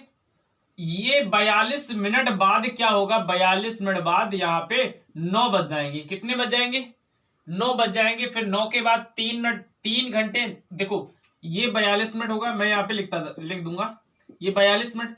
फिर 3 घंटे चलेंगे तो कितना बज जाएगा, 12 बज जाएंगे। तो 3 घंटे आपके ये हुए, 12 बज गए। उसके बाद में अब 12 बजे के बाद सीधा 10 घंटे 28 मिनट चलना है, 10:28। तो 10 घंटे सीधे ये हो गए 10 घंटे और 28 मिनट। तो देखो 10 और 3 13 मिनट हो गए, 10 और 3 13 घंटे ये हो गए। और 42 और 28 को जोड़ेंगे तो 8 2 10, 4 2 6 7, मतलब 70 मिनट ये हो गए। अब 70 मिनट का मतलब क्या हुआ कि 1 घंटा इसमें, तो 10 3 13, 14 घंटे सीधे हो गए। ये 14 घंटे सीधे हो गए, 14 घंटे। इसके बाद में 10 मिनट, ये तो 14 घंटे 10 मिनट। टोटली समय कितना लगा, 14 घंटे 10 मिनट का समय लगा यहां से यहां जाने में। या आप सीधा कर सकते हैं कि 8 से 8 12 घंटे तो सीधे सीधे हो गए। सुबह 8:18 पे चले तो शाम 8:18 पे हमें कितना टाइम हो जाएगा, कितना हो जाएगा, 12 घंटे हो जाएंगे। 8:18 शाम के, तो 8:18 शाम के 12 घंटे सीधे सीधे मतलब हो चुके। अब 8:18 फिर 9:18 10:18 2 घंटे, ये तो 14 घंटे, और 18 10 और जोड़ देंगे तो 14 28 आप ऐसे भी निकाल सकते हैं। ठीक, तो ये आपको क्वेश्चन देख लेना, नोट डाउन कर लेना, इसे जल्दी से एक बार समझ लीजिए। चलो अगले क्वेश्चन की तरफ चलते हैं। अगला क्वेश्चन आपकी स्क्रीन पर है। अगला क्वेश्चन क्या कह रहा है, अगला क्वेश्चन कह रहा है कि 14 लीटर, क्या बोला है कि 14 लीटर 280 मिलीलीटर संतरे का जूस, 18 लीटर 830 मिलीलीटर गाजर का जूस, दोनों को मिलाकर एक मिश्रित में 15 बोतलों में, मतलब जिसमें से प्रत्येक में 1.5 लीटर मिश्रण आता है, भरा भाग शेष भाग कितना मिश्रण रह गया। आपको शेष भाग बताना है कि कितना रह चुका, और 15 बोतलों में हमने कितना भर दिया है, हम ये निकाल लें तो शेष भाग हमें पता चल जाएगा। पता चलेगा कि नहीं चलेगा, चल जाए। चलो देखो अगला क्वेश्चन कह रहा है कि 14 लीटर, देखो 14 लीटर हम यहाँ पे लिख लें, यहाँ पे 14 लीटर, उसके बाद में कह रहा है कि 280 मिलीलीटर, 280 क्या है मिलीलीटर, भैया घबराना नहीं, 280 मिलीलीटर बोला है। अब कुछ भी बोले, मिलीलीटर बोले, लीटर बोले, हमें क्या मतलब है, जो बोल रहा हम लिखते जा रहे हैं। उसके बाद बोला कि 18 लीटर, हमने 18 लीटर यहां लिख दिए, 18 लीटर। उसके बाद कह रहा है कि 830 मिलीलीटर, 830 मिलीलीटर हो गया। इस मिश्रण को क्या कर रहा है कि वो किस में भर रहा है, वो 15 बोतलों में भर रहा है, किसमें 15 बोतलों में भर रहा है। चलो 15 बोतलों में भर रहा है, कोई बात नहीं। अब हम यदि चाहें तो इसे वैसे भी कन्वर्ट कर सकते हैं, लेकिन चलो इसे ऐसे नहीं कन्वर्ट करें, लीटर लीटर को जोड़ लेते हैं, मिलीलीटर मिलीलीटर को जोड़ लेते हैं। तो 8 4 12, 2 2 4 1 2 1 3, 32 लीटर हो चुका। यह क्या हो गया 32 लीटर, प्लस इसे जोड़ेंगे तो 0, 8 3 11, 8 2 10 11, 1110, ये क्या हो गया, ये हो गया मिलीलीटर, ये क्या हो गया मिलीलीटर, इतना हो चुका। अब हम क्या करें कि इसमें ये लीटर 1000 का गुणा कर दे, ये भी मिलीलीटर हो जाएगा। तो 3 2 गुणे 1000 प्लस 1 1 1 0 मिलीलीटर। अब दोनों मिलीलीटर में कन्वर्ट हो गए, तो ये 32,000 हो चुके, प्लस 1 1 1 0 मिलीलीटर।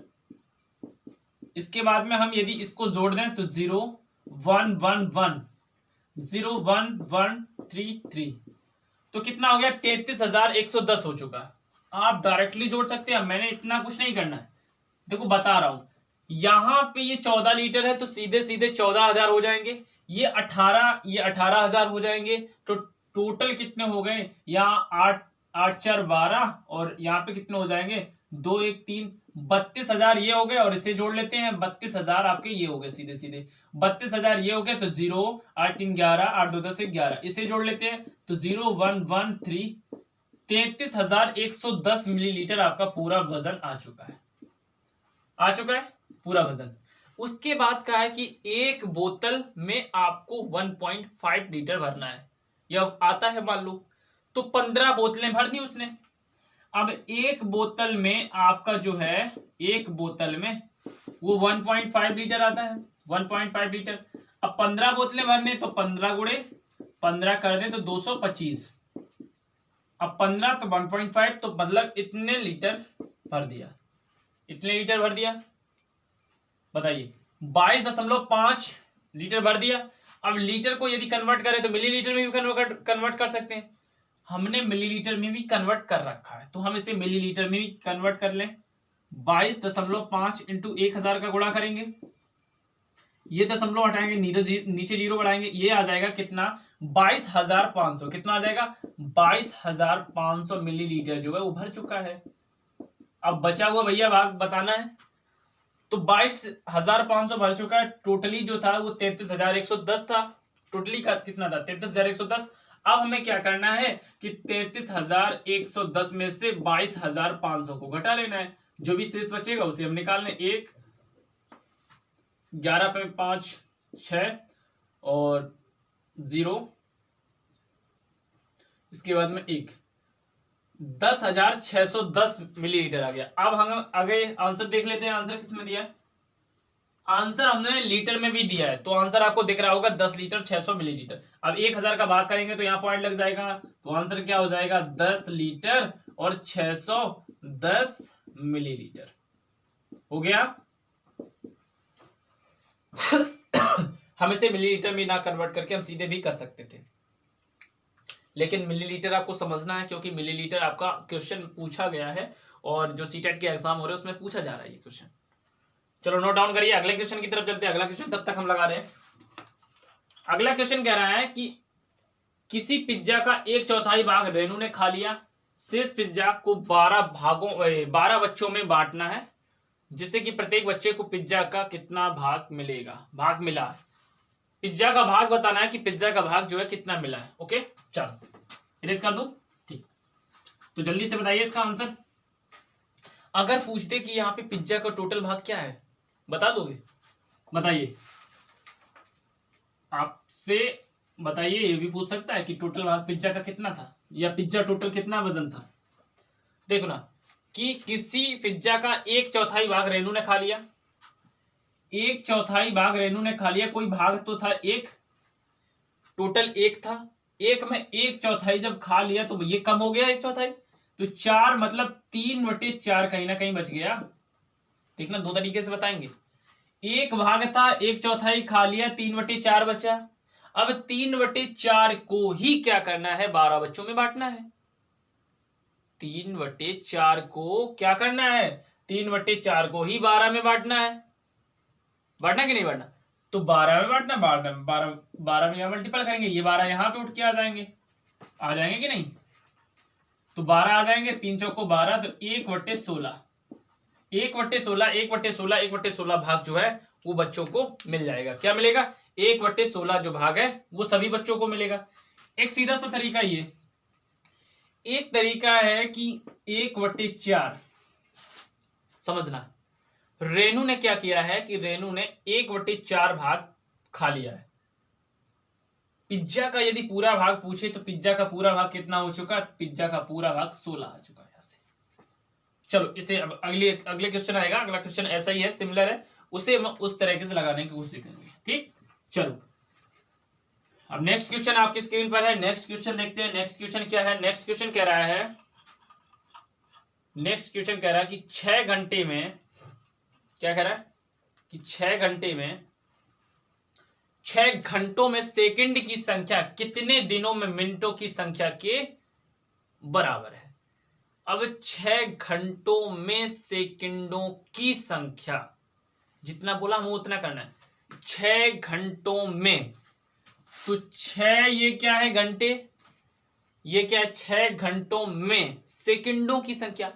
1 घंटे में कितने मिनट, तो 60 घंटे में 60, 1 घंटे में 60 मिनट, तो 6 घंटे में 360 हो जाएंगे मिनट, हो जाएंगे कि नहीं? 1 घंटे में 60 मिनट, तो 6 घंटे में इतना, 6 में हमने गुणा कर दिया, 60 का मल्टीपल कर दिया। अब ये क्या बन गया, ये बन गया मिनट। मिनट को भी सेकंड बनाने के लिए 60 का मल्टीपल करेगा। जैसे 1 घंटे में 60 मिनट होते हैं, हम बोलते हैं 2 घंटे में, तो आपको क्या करना है 60 से मल्टीपल करोगे कि नहीं, तो यहाँ पे 120 आ जाएगा, 120 मिनट। अब 120 मिनट में बोले इसे सेकंड में कन्वर्ट करना, तो 72 सेकंड हो जाएंगे। इसी प्रकार से ये भी हम यहाँ कर रहे हैं।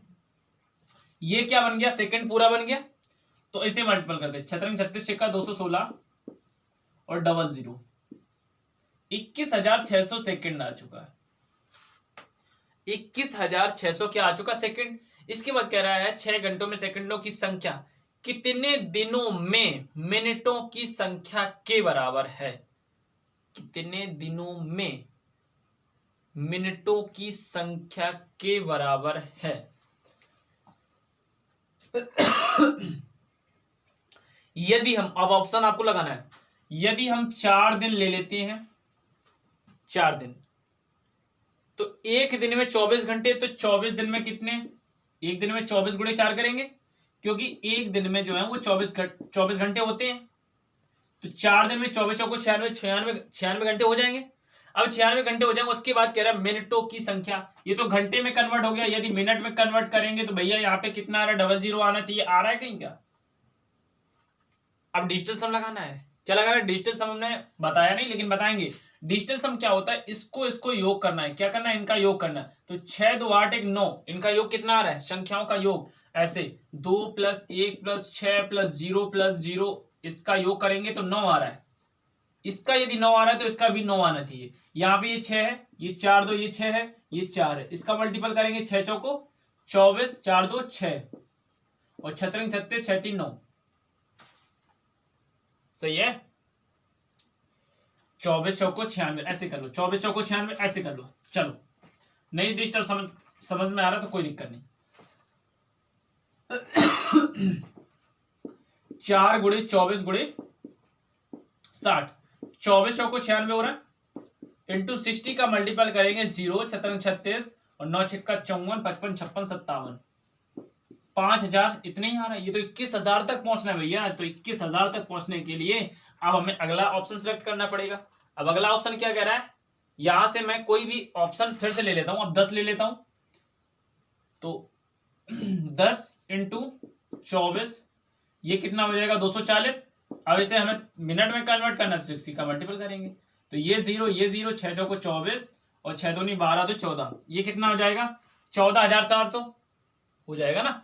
तो अभी 14,021 तक जाना है, तो हम क्या लेंगे, अब भैया एक ऑप्शन बचा है कि अब हम 15 ले लें। ये 15 दिन हो गए, 15 दिन हो गए। दिन को हम किस में कन्वर्ट करेंगे, घंटे में। तो घंटे में करने के लिए 24 का मल्टीपल, अब मिनट में कन्वर्ट करने के लिए हमें 60 का मल्टीपल करना पड़ेगा। अब 15 छिक्का 90, इनका मल्टीपल किया 900 हो गया। इसके बाद हम 24 का मल्टीपल कर लें, 0 0, 9 चौको 36, और 9 दूनी 18, तो 20 1 21। तो राइट आंसर क्या हो जाएगा, 15 दिन के बराबर है। किसके बराबर है, 15 दिन के बराबर है। मतलब सी इज द करेक्ट आंसर। क्या हो जाएगा, सी इज द करेक्ट आंसर। फिर से समझिए एक बार। हमने यहाँ पे बोला कि सवाल ने बोला कि 6 घंटों में सेकंडों की संख्या कितने दिनों में मिनटों की संख्या के बराबर है। अब 6 घंटे में मिनट को कन्वर्ट किया, फिर उसके बाद सेकंडों की संख्या बोली थी, तो सेकंडों की संख्या 21,600 आ गई। इसके बाद में दिनों की संख्या, दिन 15 ले लिए, 24 का मल्टीपल 24 दिन की निकाली, यहाँ पे हो गया। ठीक, चलो अब नेक्स्ट क्वेश्चन आपकी स्क्रीन पर। नेक्स्ट क्वेश्चन कह रहा है आपसे कि निम्न में से कौन सा सही है, सॉरी सही नहीं है। क्या बोला, निम्न में से कौन सा सही नहीं है, ये आपको बताना है कि इनमें से कौन सा एक जो है वो यहाँ पे गलत दिखा रहा है, तो गलत कौन सा है वो आपको बताना है। ओके, एक ऐसा है ऑप्शन जो गलत है, वो आपको बताना है। तो पहला ऑप्शन देखिए, मैं यहाँ पे नहीं करवाने वाला। 1 किलोग्राम 12 ग्राम, 1 किलोग्राम और 12 ग्राम। तो आप इसे कैसे लिखोगे, 1 किलोग्राम मतलब 1000 ग्राम प्लस 12 ग्राम, इसे जोड़ेंगे तो क्या हो जाएगा, 1012। अब हमसे बोला है पॉइंट में, तो 1000 का भाग देंगे तो इतनी होगा ना ग्राम में, होगा कि नहीं होगा। इसके बाद में बोला 10 मीटर 10 सेंटीमीटर, तो 1 मीटर में कितना 100, तो 10 में 1000, 1000 में 10 जोड़ेंगे तो 1010 हो जाएगा, करेक्ट आंसर। इसके बाद में गलत क्या लिखा है भैया, 23/100। जब ये 100 हटाएंगे तो 2 अंक का दशमलव लगेगा, 1 2, तो 0.23 होना चाहिए, लेकिन इसने लिख क्या रखा है 2.30। गलत नहीं है, गलत है। दशमलव हटाओ, 100 लगेंगे 2 0, यहां से अब 2 दशमलव, इसका भी 3 आ रहा है, लेकिन दिया क्या था हमें 0.23। तो सी इज द करेक्ट आंसर हो जाएगा। सी क्या हो जाएगा करेक्ट आंसर, क्या होगा, सी होगा इसका करेक्ट आंसर। चलो अब अगला क्वेश्चन देखते हैं। अगला क्वेश्चन आपसे कहा है कि गुणनफल में कौन सी संख्या घटाई जाए ताकि, ये सवाल अभी हमने जस्ट बोला था, ये सवाल हम लगवा चुके हैं कि गुणनफल 1109 मतलब 1109 इंटू 505 में कौन सी संख्या घटाई जाए ताकि, अब क्या करना है 1109 में 505 का गुणा करना है, और उसमें से संख्या ये है 50 50 50 आपको घटा देना, जो 20 शेष बचे वही यहाँ पे राइट आंसर हो जाएगा। ओके, चलो ये हम बता चुके, ये आपके लिए होमवर्क है। इसके बाद में कह रहा है कि अगला सवाल यहाँ पे आपकी स्क्रीन पर है, ये 240। हाँ, ये क्वेश्चन है कि एक टंकी में 240 लीटर 128 मिलीलीटर दूध है, जिसको 16 जारों में एक साइज के लिए मतलब माप है पूर्णतः भरा जा सकता है, ऐसे 22 जारों में कितना होगा। हमसे बोला, देखो समझना, भाषा यदि समझ गए तो आपका 100% आंसर सही हो जाएगा। ये बोला 16 जारों की जो कैपेसिटी वो हमें दे दी है कि 16 जार जो है वो इतने भर लेंगे। 16 जार बराबर हमें दे दिया कि 16 जार में जितनी चीजें, जितना मटेरियल आएगा, जितना दूध आएगा वो 240 लीटर 240 लीटर प्लस 128 मिलीलीटर है। कितना है? 240 लीटर प्लस 128 मिलीलीटर कितने में आता है? 16 जारों में। तो उसने ये पूछा कि 22 जारों में दूध कितना आएगा, तो 22 की वैल्यू हमसे पूछ रखी है। तो भैया ये कौन सा नियम हो जाएगा? एक एक नियम। कौन सा? एक एक नियम, मतलब एक एक निकालो। इसका इधर मल्टीपल, इधर इसका। हमने मान लिया x, मान ले x, इधर इसका मल्टीपल करेंगे, ये ऊपर जाएगा, ये हो जाएगा 16x बराबर 240 प्लस 128, ये मिलीलीटर है, ये लीटर है। ओके, अब x बराबर निकालेंगे तो क्या हो जाएगा? 240 लीटर प्लस 128 मिलीलीटर बटे, यहां पे क्या हो जाएगा? 22 का यहाँ तो मल्टीपल हो ही चुका है, 22 का मल्टीपल, और यहां पे क्या हो जाएगा? 16 डिवाइड में हो जाएगा। ओके, तो हम इसे काट लेते हैं, 2 8 और 11। अब ये 8 से कट जाएगा? नहीं कटेगा, तो इसे मिलीलीटर में हमें कन्वर्ट करना पड़ेगा। चलो देख लेते हैं। 8 तिरका 24, 30 लीटर, और 8 एकन 8 और 4 8 48, तो 30 लीटर प्लस 16 मिलीलीटर इंटू 11। तो 11 का मल्टीपल करना बाकी है अभी, ऐसे कर लो, 11 का मल्टीपल करना बाकी। तो 11 3 33, 330 लीटर प्लस 11 छक्का 66 और 11 एकन 11 6 17, इतना मिलीलीटर। तो 330, देख लेते हैं आंसर कौन सा है। 330 लीटर और 176 मिलीलीटर। तो इसका राइट आंसर क्या हो जाएगा? D. D is the correct answer. समझ लीजिए, हमें 16 जारों की कैपेसिटी दी थी, हमसे 22 जारों की पूछी, तो हमने यहाँ पे इसे x मान लिया, इधर 16 का मल्टीपल हो गया, इधर x बराबर क्या? 22। यहाँ पे जो है ये जिसे कहते हैं कैची गुड़ा, ये 22 इसमें मल्टीपल हो जाएगा, 22 मल्टीपल कर दिया, यहाँ पे 16 वैल्यू निकाल दी, तो यहाँ पे पूरा रेशियो क्या आ गया? 330 लीटर प्लस 176 मिलीलीटर। ओके, चलो नेक्स्ट क्वेश्चन देखते हैं आपके, देख लीजिए, तब तक इसे नोट डाउन करिए। ये भी हम लगवा चुके हैं, बट इसे एक बार देख लीजिए। 10 इकाई, 100 और 10 दाही और 10,000 योग कितना पूछा है, तो हम इसे रेज कर रहे हैं। चलो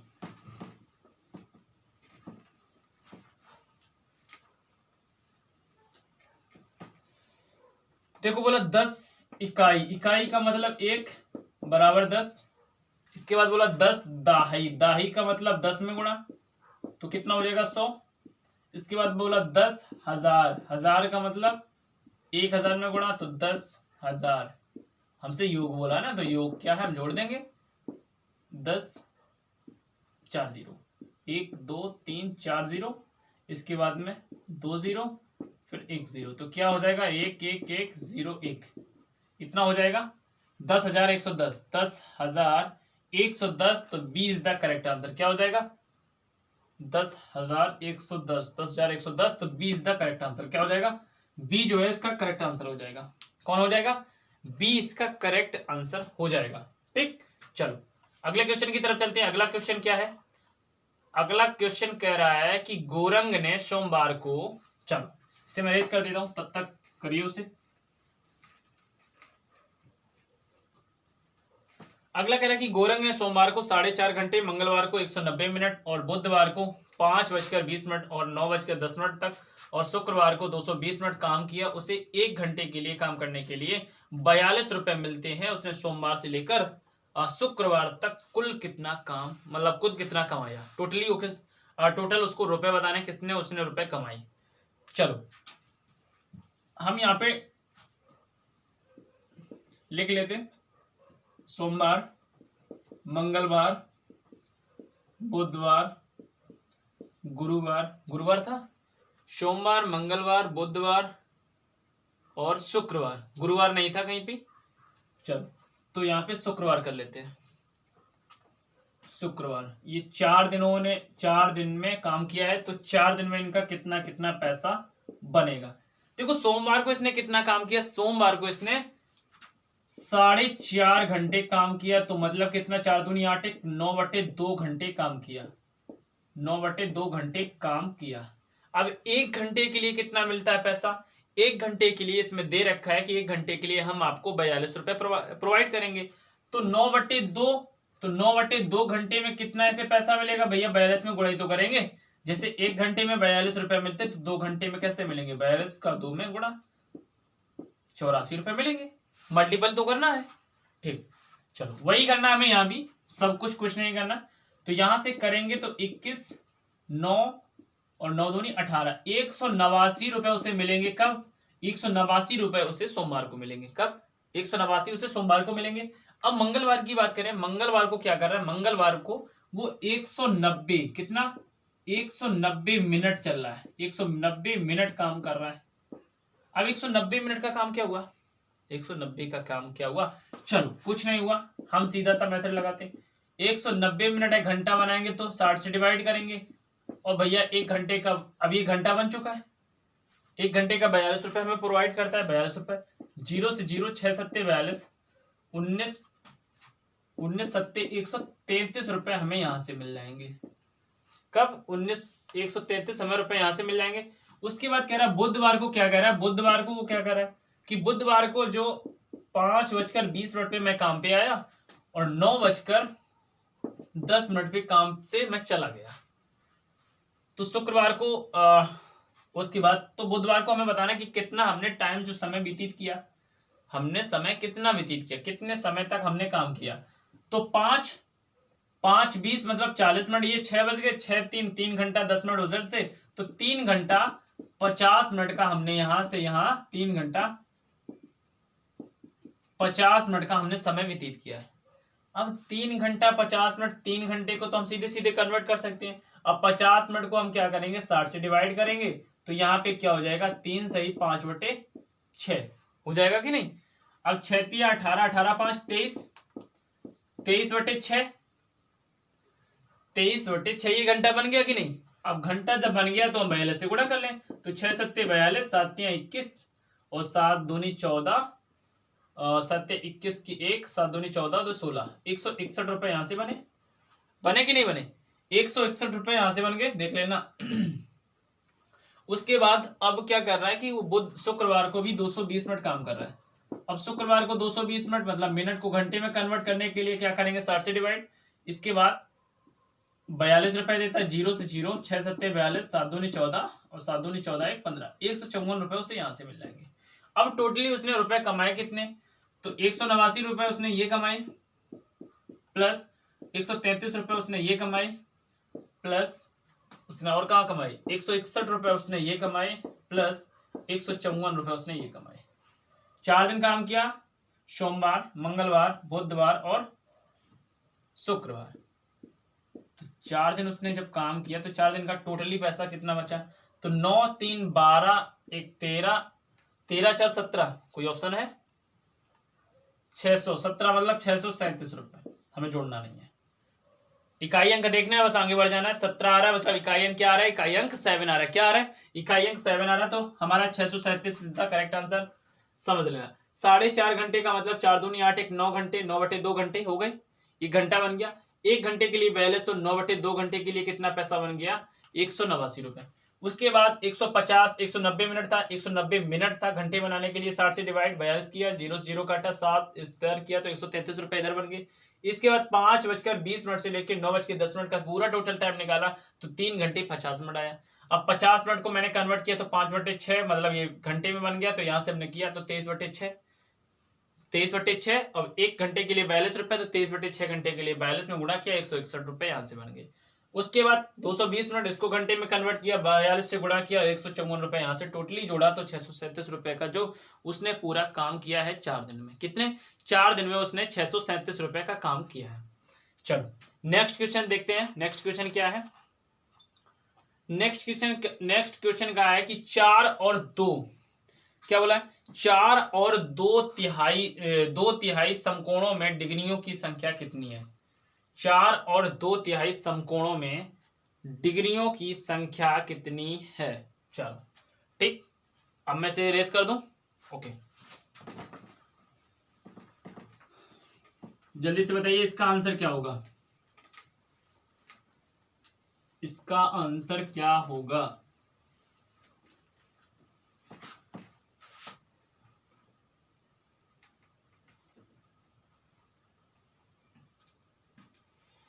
चलो, लिखा है 4 और 2/3 समकोणों में डिग्रियों की संख्या। समकोण बोला, क्या बोला, समकोण, क्या बोला, समकोण, क्या बोला भैया, समकोण। अब समकोण क्या होता है, समकोण 90 अंश का होता है, होता कि नहीं।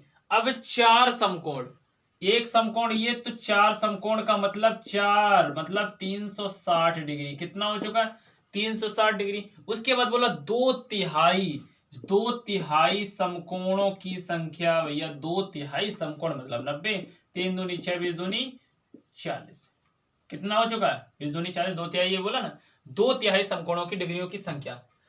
360 ये था, 40 ये था, दोनों को जोड़ेंगे तो भैया कितना हो जाएगा, 400 डिग्री। तो इसका आंसर क्या, सी इज द करेक्ट आंसर, क्या हो जाएगा, सी इज द करेक्ट आंसर। समकोण बोला 90, तो 4 समकोण कितना हो जाएगा, 360। अब 2/3 समकोण की बात करें तो 2/3 3 तिरका 9, रुकना रुकना रुकना, गलत हो गया, 3 तिरका 9, 3 दूनी 6, 60 हो जाएगा, कितना हो जाएगा, 60। जब इसे जोड़ेंगे तो यहाँ पे हो जाएगा 420, तो यहाँ भी आंसर क्या हो जाएगा, यहाँ पे आंसर ए हो जाएगा, क्या हो जाएगा, ए हो जाएगा। ओके, तो ए इज द करेक्ट आंसर। अगले क्वेश्चन की तरफ चलते हैं। अगला क्वेश्चन की कहा है कि 35,362 में 5 का स्थानीय मान तथा इसके अंकित मान में अंतर बताइए। अब अंतर बताना है, स्थानीय मान तथा अंकित मान में अंतर बताना कि अंतर कितना होगा। तो देखना, सवाल बोला है कि 3, 5, 3, 6, 2 में 5 का स्थानीय मान तथा 5 का जातीय मान, जिसे कहते हैं अंकित मान भी कहते हैं, जिसे फेस वैल्यू भी कहते हैं, इसके 3 नाम है। तो 5 के स्थानीय मान की बात करें तो 5 का स्थानीय मान 5, इसके आगे संख्या 1, 2, 3, 3 संख्या तो 3 0। और 5 का जातीय मान की बात करें तो जातीय मान या फेस वैल्यू या हम बात करें अंकित मान, वही होता है, जो जैसा दिखता है वो वैसे ही होता है। ये स्थानीय मान और इसके बाद जातीय मान हम पढ़ा चुके हैं, आपको डिटेल में समझाया है, पॉइंट वाले भी बताइए। इसका बोला कि अंतर क्या होगा भैया, यहां पे क्या करें, 5000 में 5 घटा दें, 5000 में 5 घटाएंगे तो 4000 कितना बचेगा, 4995, क्या बचेगा, 4995 इज द करेक्ट आंसर। रुपए क्यों लिख रहे हैं, 4995 क्या हो जाएगा, राइट आंसर हो जाएगा। ओके, बताइए समझ में आया कि नहीं समझ में आया, जल्दी से बताइए। इसके बाद अगला क्वेश्चन आपके सामने है। अगला क्वेश्चन क्या कह रहा है, 26 और 26 दशांक, क्या बोला, शतांक, शतांक को लिखा जाता है। 26 और, तो देखो 26 और का मतलब प्लस होगा, प्लस 26 शतांक, शतांक का मतलब शतांक, 100, 100वां भाग, तो 26 का 100वां भाग, यही तो हो गया, पॉइंट यहां लगाएंगे तो 26.26 इज द करेक्ट आंसर। शतांक, 100 तो ये क्या हो जाएगा, यहां से 0 हटाएंगे तो यहां लगाएंगे ना, तो यहां से 26.26 हो जाएगा। ओके, ये थोड़े से छोटे छोटे सवाल हैं। इसके बाद अगला सवाल है आपकी स्क्रीन पर, देखिए। अगला सवाल आपसे कह रहा है कि 4, 5 और 6 का सबसे छोटा सार्वगुणज तथा 5 और 6 का सबसे छोटा सार्वगुणज का अंतर क्या होगा। चलो, अब हम ये आपको सवाल बता चुके हैं भी, सार्वगुणज सबसे छोटा का मतलब क्या हुआ, हमें क्या निकालना है, लासा निकालना है। क्या निकालना है भैया, लासा निकालना है। क्या निकालना है, सबसे छोटा का सार्वगुणज का मतलब हुआ कि इसका हमें लासा निकालना है। तो हम लासा निकाल लेते हैं, 4, 5, 6 का हम लासा निकाल लें तो यहाँ पे कितना हो जाएगा, 6 पंचे 30 दूनी 60, लासा ये हो गया, लासा निकालना है क्या।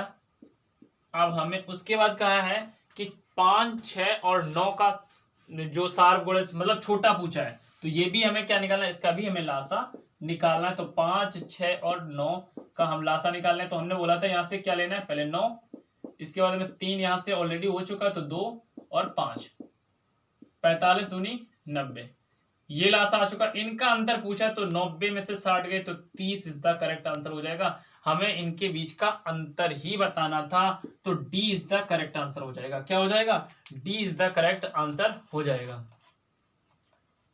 अगला क्वेश्चन आपके सामने है, ये आपने लगा लिया, जल्दी से लगा लीजिए, काफी सवाल हैं, कुछ इंपॉर्टेंट अभी सवाल हैं बहुत से। चलो ठीक, अगला सवाल आपकी स्क्रीन पर। अगला सवाल कह रहा है कि 19,009 को 11 से भाग तथा 90 इसको 11 से भाग शेष फलों का गुणनफल होगा।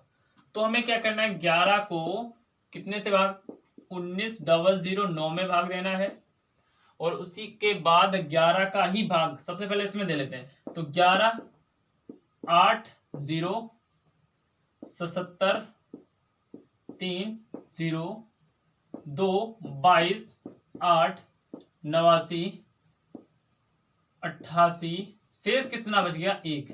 शेष क्या बच गया भैया? शेष क्या बचा? शेष 1 बचा। उसके बाद अब हमें क्या करना है, 11 का भाग 9090 में देना है। तो 11 88 2 9 11 22 7 0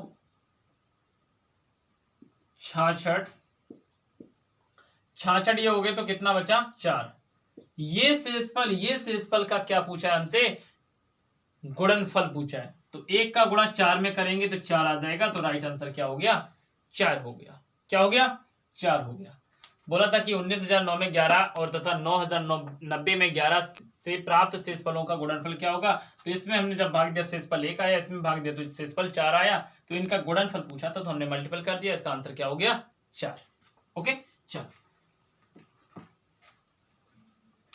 समझ में ना आए तो वीडियो को पॉज कर लेना, क्योंकि अब थोड़ा सा स्पीड में बताएंगे, काफी सवाल भी बताने हैं। इसके बाद कहा है कि 4 अंकों वाली सबसे बड़ी संख्या और 3 अंकों वाली सबसे छोटी संख्या का योगफल होगा। अब 4 अंकों की सबसे बड़ी बोला, 4 अंकों की सबसे बड़ी मतलब 9 9 9, ये 4 अंकों की होगी, 4 अंकों की। अगला उसके बाद कहा है कि 3 अंकों की सबसे छोटी, तो 3 अंकों की सबसे छोटी, 3 अंकों की छोटी मतलब ये होगी ना